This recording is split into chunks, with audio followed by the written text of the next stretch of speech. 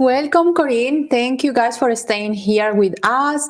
So first of all, I just want to remind you that during this workshop, Corinne will tell us how to boost the reach and how to improve the impact of our work, introducing visual formats that we can produce using inexpensive desktop tools and even smartphone applications. Corinne, welcome. Thank you for joining us. And now the floor is yours. Thank you so much. Hi, everybody. Thank you so much for joining this workshop with me. Okay, so welcome to Visualizing Audio. My name is Corinne Podger. I've been working for the last 5 years, really, quite intensively in training journalists in a range of things, mostly around smartphones. I'm just very excited by what these devices offer to not just take photographs and shoot video, but also to create audio content. And the other thing I've become really excited by is the democratization of audio. Of course, in most countries, radio is still the most popular form of media. It's proven to have a very resilient business model. And now with podcasts, we have just this new genre, or relatively new genre, compared to radio, which of course is over a century old, really bringing everybody along on the audio journey, even in the digital age. So let's see how we go here. There we go. So just a little bit about me. I've been, as I said, I've been working all over the world in this sort of space for the last few years. I teach digital skills and innovation training, and I also do some sessional lecturing here in Australia. So this is what we're going to cover in this workshop. First of all, I'm going to make a plea with you guys to stop wasting perfectly good audio. Then we'll have a look at some examples of what visualized audio looks like, and then some tools and techniques. Then we'll have a bit of a chat about what could you do with that, and then plenty of time for a Q&A at the end. Okay, so stop throwing away perfectly good audio. This is what happens to most audio, right? So we do print interviews or interviews for online text, or we produce a radio interview or a podcast, and that's it. We don't necessarily do anything much more with it.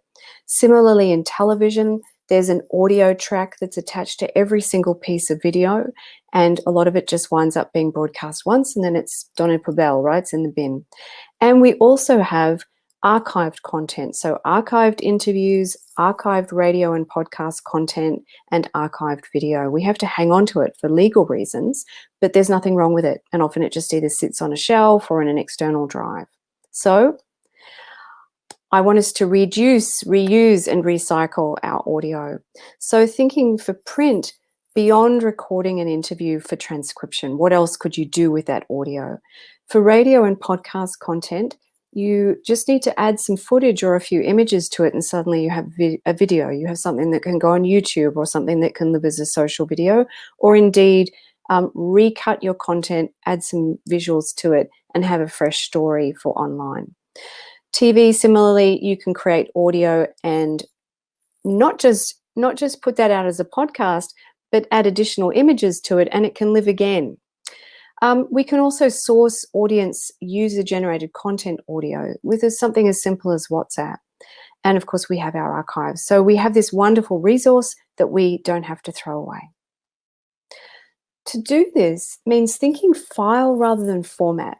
So files are something that can be remixed, recut, and repurposed. So a photograph isn't an image. It's a JPEG, it might be a PNG file. A text story or a social post contains text, that's a TXT file. Radio and podcast audio is an MP3 or a WAV. A WAV is just it's a less compressed version of an audio file. And then TV and online video, we're familiar with these files. They're MP4s or .movs or .avis.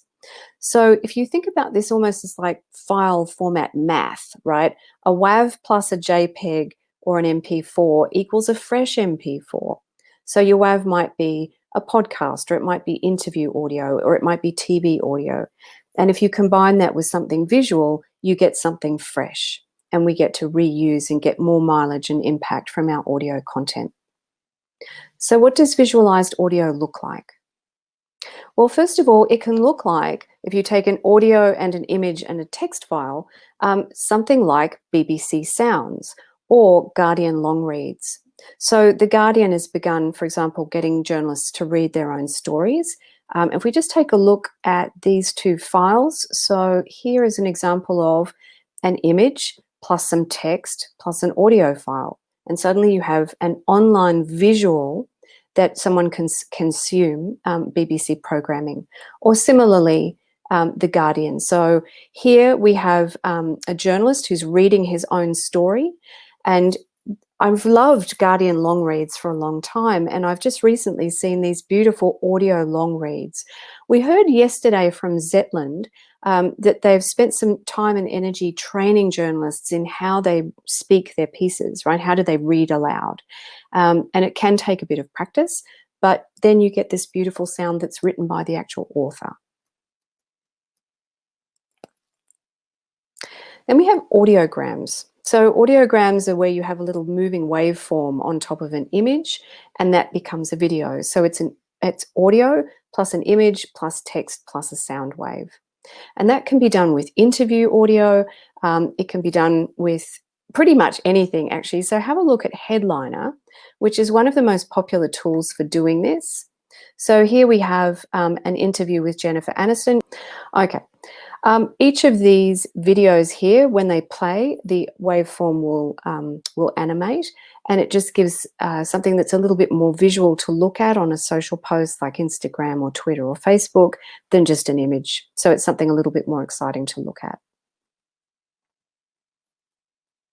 Okay, now this is slightly different. Audio first multimedia. It looks like a video, but it's actually driven by audio.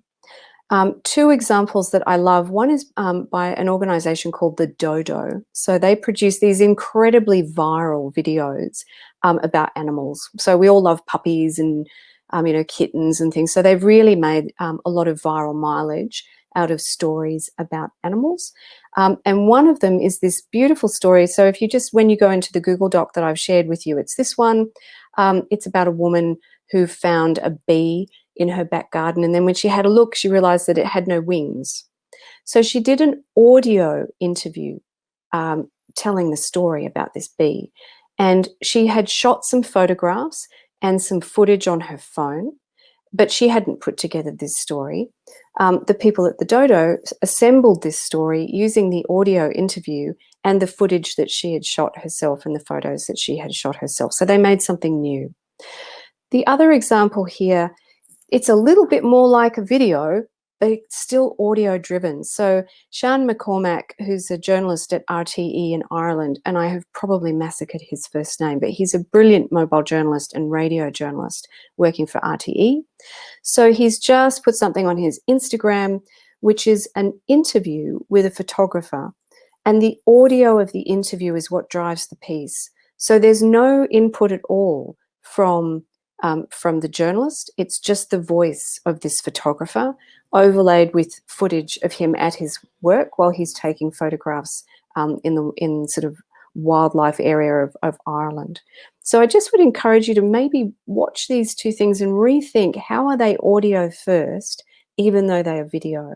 And then start to think, what could you start to do with the interviews that you're capturing? What kinds of multimedia might you be able to capture when you're on site, or get the audience to send you, that you'll be able to use to illustrate that piece? Okay, I really hope that you're New York Times subscribers, because this piece, or you haven't maxed out your, whatever it is, 4 free pieces per month.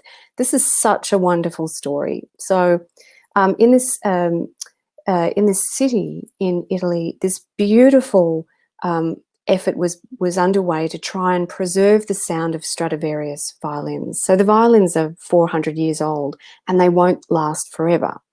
So what was being done was to play as many pieces as possible to capture all the sounds that a Stradivarius can make, so that that could be digitized and used into the future, long after the violins have collapsed into a piece of dust.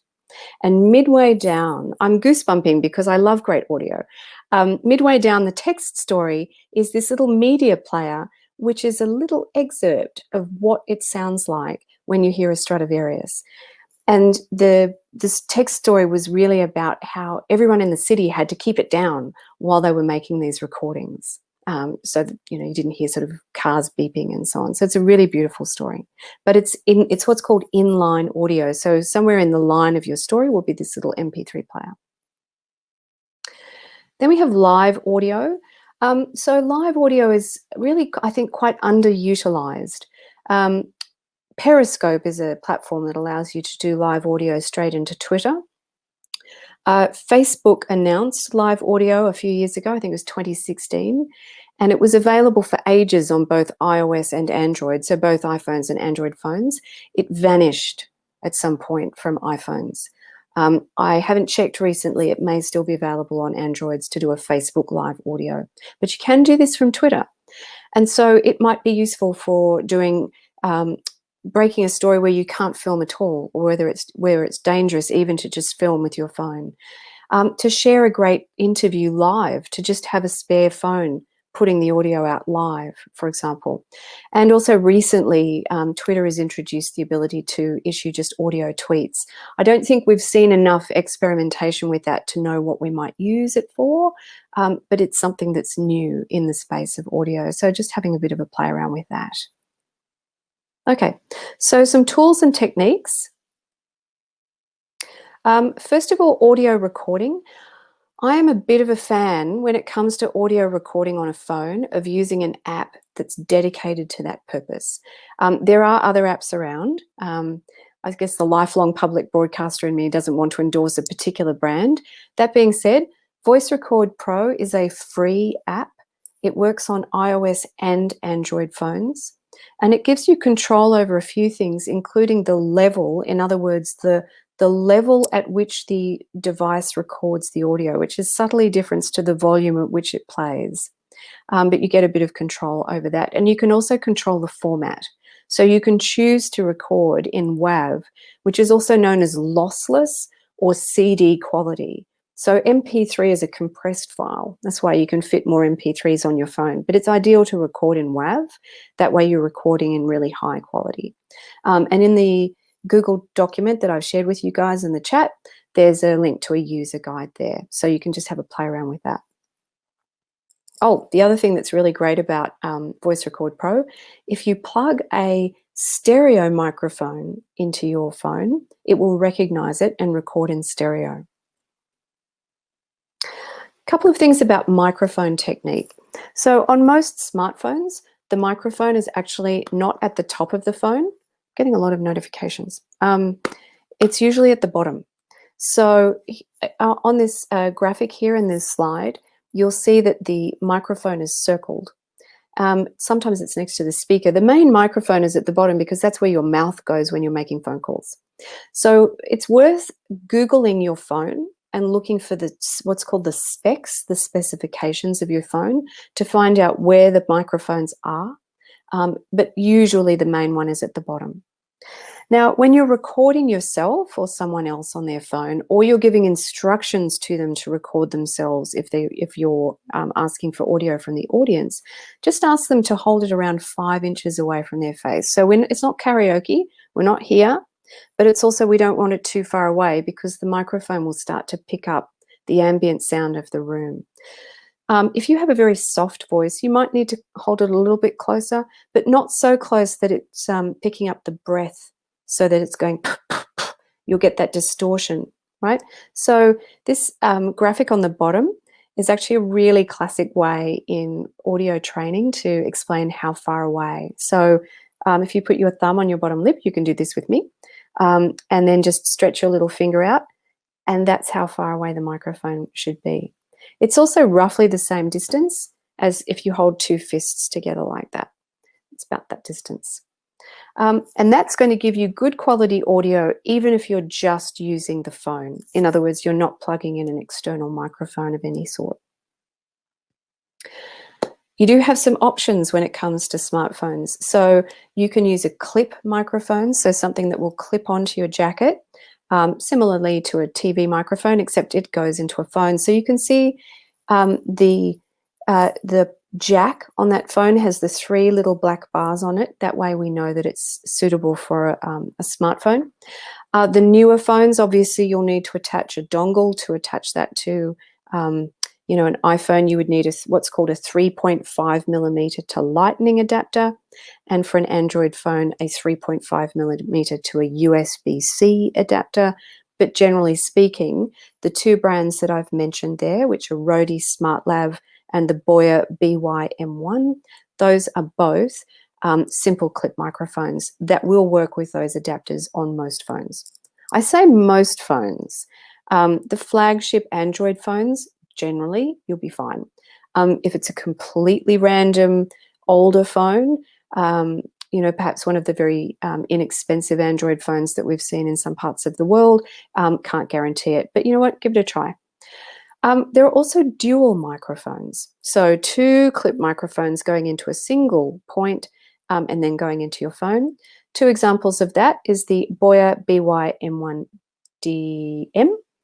which I don't own. I own the SmartLav and the Boya BY-M1. I haven't tried it out, this BY-M1DM, but I have to give it a go. There's also a cheap one, which is called the Tonor Dual. I'll talk about that in a minute. It depends on how much disposable income you have, right? I do tend to buy a few microphones, and some of them, I often buy some cheap ones on eBay and then just cross my fingers. And sometimes the cheaper ones will surprise you. Super budget options is simply putting a foam windshield, the kinds that you would put over a large microphone, just stretching it a bit and putting it over your phone. And that will give you pretty good quality audio. The other thing that you can use is one of these. So a smartphone headset. Again, if it's a flagship, so an iPhone, Samsung, a good quality LG, those kinds of phones, generally speaking, these microphones are pretty good, and they're good enough. Any microphone is better than no microphone, okay? So when you get a chance, obviously I'd like to have played this today, but play it when you have a chance.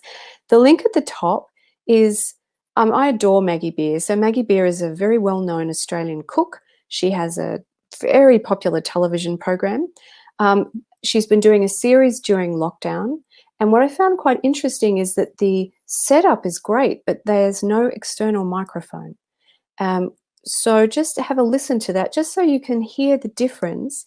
And then at the bottom, I did say I would mention the Tonor Dual. Let me just find this Google, this Chrome thing. It's along here somewhere. Where are we? Here we go. So this is a really interesting story. The Black Mirror Cracked podcast is the first episodes of it are a few years old now. And it was produced by a journalist friend of mine called Sachandrika Chakrabarti and Daniel Jackson, who are working at Trinity Mirror. And Daniel's a bit of a mojo person. He's really into this kind of thing. So Sachandrika had an interview with Charlie Brooker, and she happened to use the Tonor Dual, which I think is about £11. Like, it's super cheap. It's not the best microphone in the world. But, Daniel had one of those banging around the office, and he said, look, just use this. And so they gave it a shot. And the point is that by having that interview with Charlie Brooker, they were able to run a clip of that at the top of each of the subsequent programs about Black Mirror. And it helped drive the popularity of that podcast to the point where it performed really well on iTunes. So if that interview hadn't been recorded with a half-decent microphone, it wouldn't have been good enough for broadcast, and they wouldn't have had that option. And the reason Sachandrika did the recording initially was just to transcribe it for online. So you just see, if you think, take a microphone, record it properly, you never know. Okay, people often say, can I fix it in post-production? And the answer is kind of, but it's better not to. There are some things you can't fix. You can't fix wind noise, for example. You can remove some hums and buzzes and things like that, but it's better not to have them on the original recording. So wherever you are, and if you're working with a member of your audience or a contributor or someone who's going to send you some content, ask them to have a listen to what's going on in the sound around them. And if they can hear anything buzzing or whizzing or a fan, try and switch it off. I have actually managed to, in the past, ask people to switch off the air conditioning to an entire building to just for a few minutes, just while I get this interview, because it was very, very loud. Try to record in a quiet space. So rooms with carpets are good. If you need to do a voiceover for your podcast, a good place to do it is in your car. As long as the surrounding area is also quiet. Cars deaden a lot of echo, and they're great. The image on the right, you may recognize Ira Glass, who of course is the guru of This American Life, and he has been recording some of his pieces in his wardrobe. So by any means necessary, I think, is the way that audio people think about it. We just need good audio is what we want, and we'll do whatever we need to do in order to get it. Okay, so a couple of things here. Remote recording. How do we get hold of a decent remote recording? So if you're on Zoom or Teams or Skype, you can do a call recording, of course, but there's a link here to an article by journalism.co.uk reporter Jacob Granger, who wrote up how do you do this but also get half decent audio. And the way you do it, you and your guest both wear headphones. So there's no sound coming out of the laptop right now. Ask the guest to record into their smartphone. They could use Voice Memo if they don't have Voice Record Pro, for example, and then you record into your smartphone. So imagine that we're having a conversation. I'm recording my side, you're recording your side. Then they can send you their audio file via something like WeTransfer. That way you have two good quality audio recordings, which you can then mix in your audio editing program. That's a technique that I used for this piece on the right-hand side here. I recently did a report for the BBC World Service, and I asked my guest to record their audio and I recorded mine. I recorded my voice links in the car, and that's how I did it. Okay, WeTransfer. You may be familiar with this already. If not, it's super useful. I do recommend using the desktop version. There is a mobile version, but it's just not as good. So on your desktop, you don't have to log in. You just put the person's email address, little message, attach your file up to 2 gigabytes. Boom, there it goes, and it's free. So it's a fantastic tool. For user-generated content, just monitoring my phone in case there are any messages from HQ. So user-generated content, if you ask someone to send you a voice message via WhatsApp, that's a great way of getting audio from your contributors. You can then access that on your desktop. Find the audio file. So for example, my sister sent me a message last week. So I just right-click on it and select download. It will download to my computer as what's called a .ogg file, which is another kind of audio file extension like WAV, MP3, OGG, there's a few others. And then there's a web link in the Google Doc that I've sent you, which will allow you to convert the OGG to a WAV or to an MP3, and then you're good to go. You've got that audio and you're ready to rock. Okay, illustrated audio and multimedia. Basically what this is video editing. Okay, so if you've got a bit of audio and some images and perhaps you want to add some text in the form of titles or captions, then we're into video editing arena. And so here are some smartphone apps and also some desktop options. I've just recently become a bit of a fan of VN, which stands for Vlogger Now. So this is available for iOS and Android, and it is free. I've put a link to the website and to their YouTube channel. The YouTube channel is pretty slick, actually. So they're all the tutorials for using it and the website. I asked them recently, is this going to stay free? And they said, yep, we plan on that because they have a Mac version in beta at the moment. So the Mac version will be, I guess, where they'll look to make their income, but the smartphone version will remain free. So fingers crossed, because it's super good. You can do multi-track editing. You can add a logo, you can add images, and you can add text. So have fun with that. On desktop, iMovie is free.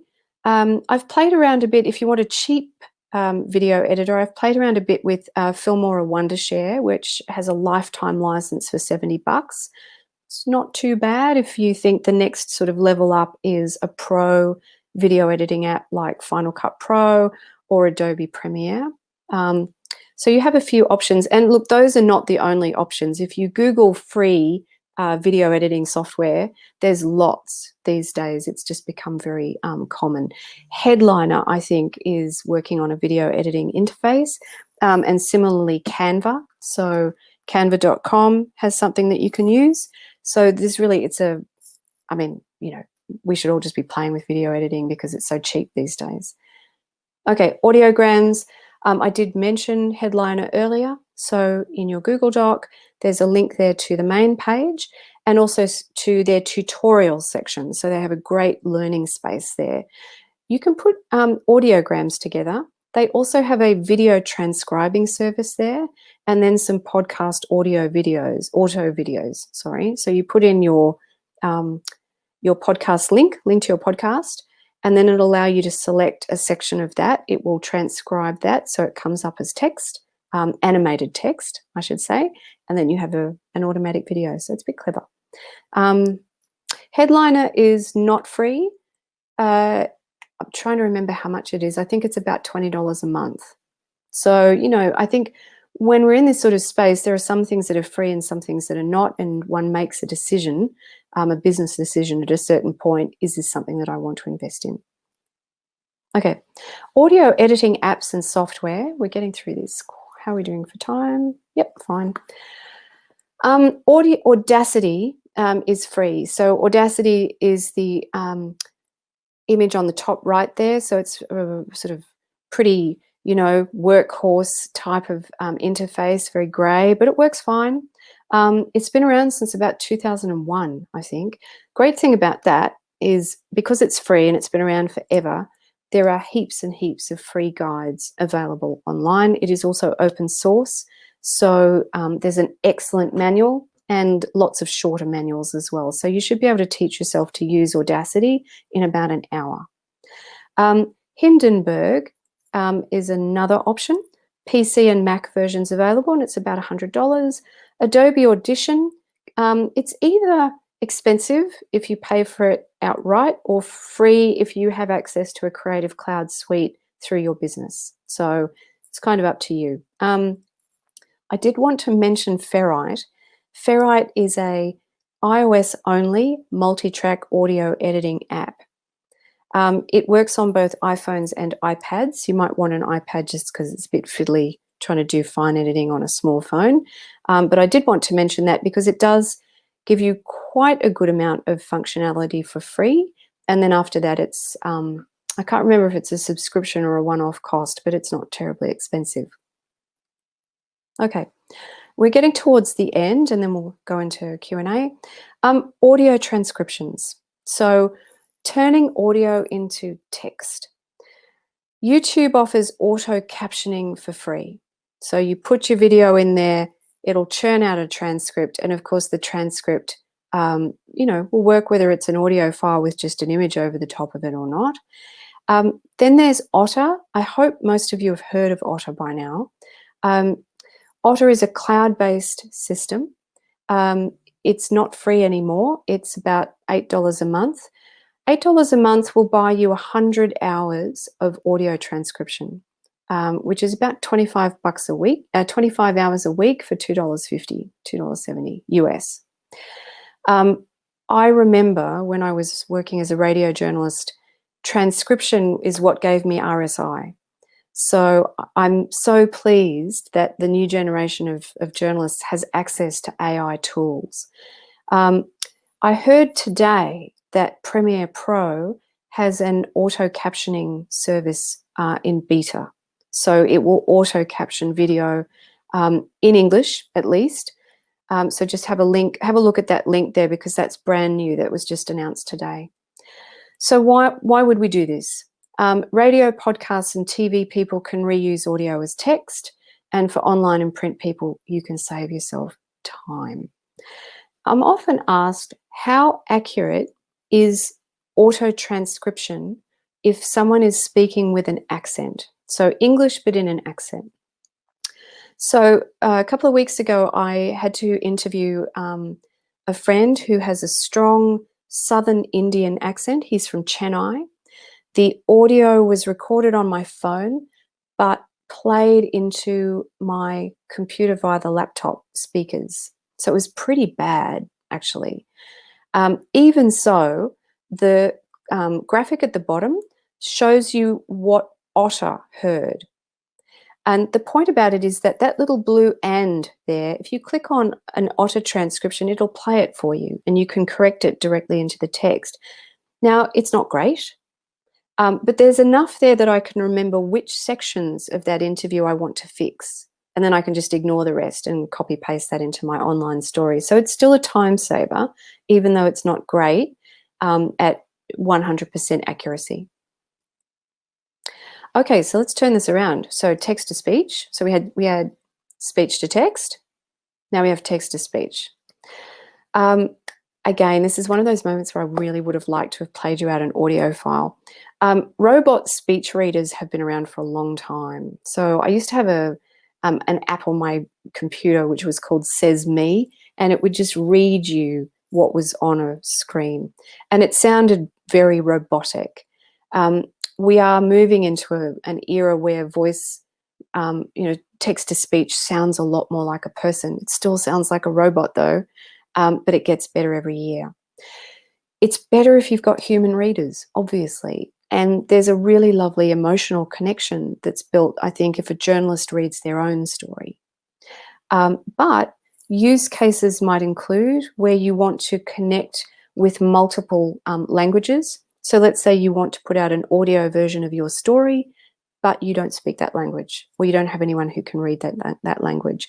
Then something like Google Cloud Service might be useful. It's also useful for accessibility, obviously, for people who can't see. And it produces fast audio. So sometimes you just want to get something that's a video version of your story. If a robot will read it for you, great. Obviously, it's nice to also pay people for their time. So I have mixed feelings about robots, but anyway, text to speech is a thing, and it will, I think, probably in the next 5 or 6 years become indistinguishable from a human voice. Okay, so what next? What next? Things that I would love to hear back from you guys. Please drop some notes into the chat, and also feel free to DM me on Twitter. For text folks, please buy a microphone. It will improve your interview audio, and it will give you so many more options.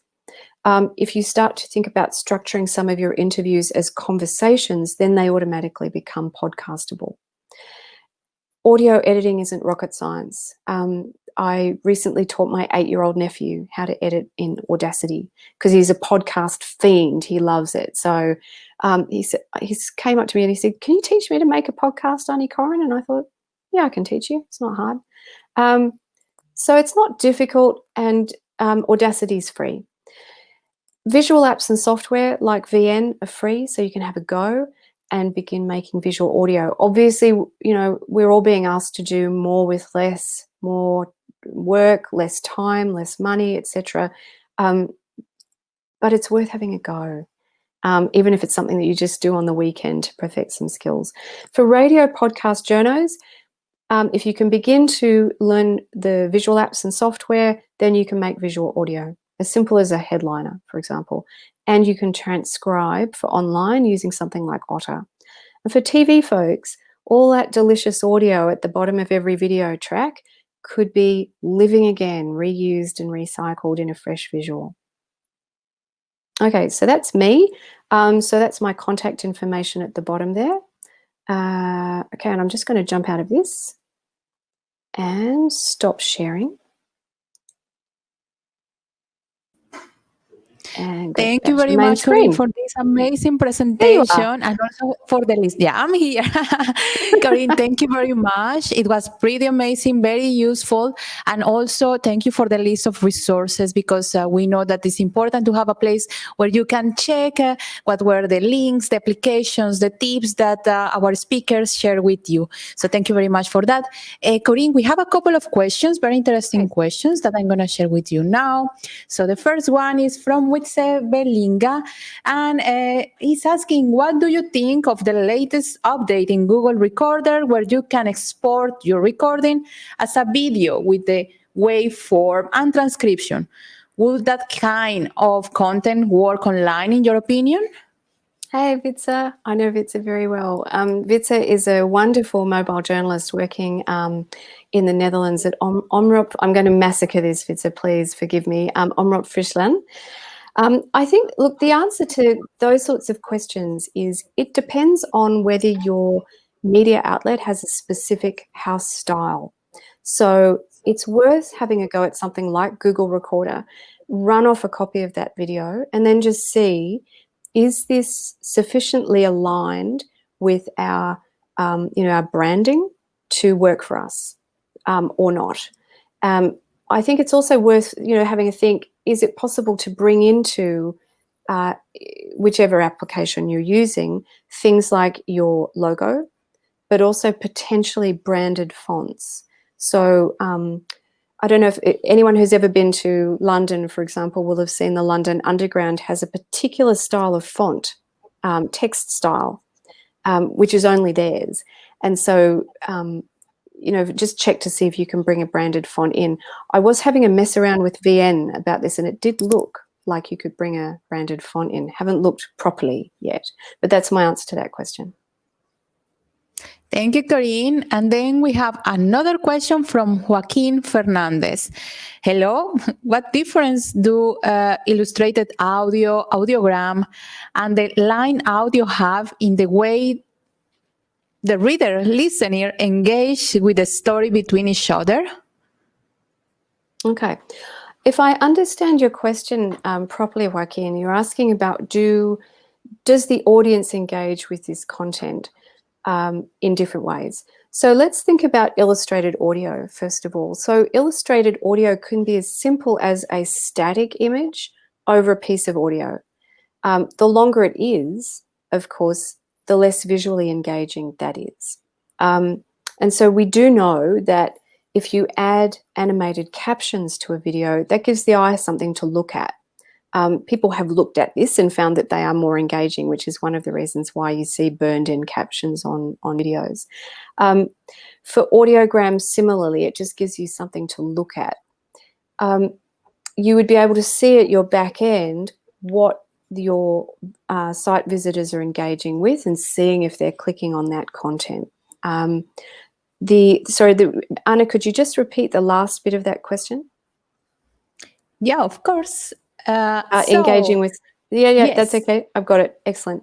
So I think I think the problem I see with audio is that too much of it just goes off to Mars and we never see it, right? Right now, thousands of radio journalists are producing fantastic content, which lives and dies as little waves, and we just don't see it. So I think perhaps the answer to your question is more, do they ever get the chance to engage with it? If you create some content and maybe just road test it and see if people click through, have a look, yep, they've connected with that story, then you might get a sense over maybe a 2 or 3 months period of time whether that's worth investing in. I am a really strong believer in, SMART goal setting, right? So we don't just innovate for innovation's sake. The Reuters Institute published an excellent paper it's actually 2 years ago, almost this week, which was about, it was called Towards, it was the Bright Shiny Things is in the title, Towards the Bright Shiny Things or Away from the Bright Shiny Things. Julie Pezzetti wrote it, and it was about strategic innovation in newsrooms, that instead of just going straight after something and pivoting to something, to try something out for a period of time. So maybe give it a go for a couple of months and see if it resonates with your audience. Thank you, Corinne, for that answer. And then we have a couple of more questions. Now we have Colm asking, what is the right balance between visual material and then enhances the audio and that which distracts the listener? That's a really good question. Do you think there is a balance, or they can just experiment and see what engages the audience? That is a really good question, actually. I mean, it kind of, well, you know what, I was teaching at a university at Melbourne University a couple of years ago, and my students wanted to get me a T-shirt that said, "It depends." So it depends, right? It depends on how you're, not right now, sorry. Okay, thanks. It depends on how your audience is engaging with your content. So for example, if you know that they're going to be looking at their screen, then it's useful to have something that they'll be watching, right? If you know that they're going to prefer to have a listen to it, then you don't want too many visuals on there. I'm quite interested in, for example, visual options that allow you to listen with a black screen as well. So when you're trying to sleep, you don't want YouTube shining that blue light in your face, because that's really irritating. So last year, for example, Trinity Mirror, so Reach PLC actually, was working with Google on a project called Laudable, and they were trialing an app which is made by a company called Entale. So that's Entale, and it introduces a change in the visuals, or you can change the visuals at different points in your podcast to mark chapters, or to introduce information that the listener might find interesting at that point. So, for example, a map. Have we fully understood what constitutes distracting or not? It will depend on which platform someone's watching your content or listening to your content. And also, I guess, on the content itself, like you wouldn't necessarily want to have too much visual content in the middle of a storybook, like a fiction book, because it would distract you. It's a really interesting question. And then we have two last questions about transcription. The first one is from Litzy Young, and he's asking, are there software options for translating audio? Well, there's Google Translate, of course. So that's probably your best starting point, would be Google Translate. Okay, and then the last question is, only few people produce in English. So for other languages, the number of services is very limited so far. I think more than a question is a comment, but then I think it's related with your last comment, Corinne. Yep. And I recognize all the mojos are on this session. Hey guys, that's true. Look, I was so interested in the session previously with Ville from Finland, because regional languages and small language groups are not really getting enough time and attention, and this, you know, they're so important to so many people. I've spent quite a bit of time training in India, for example, and regional languages are a huge market.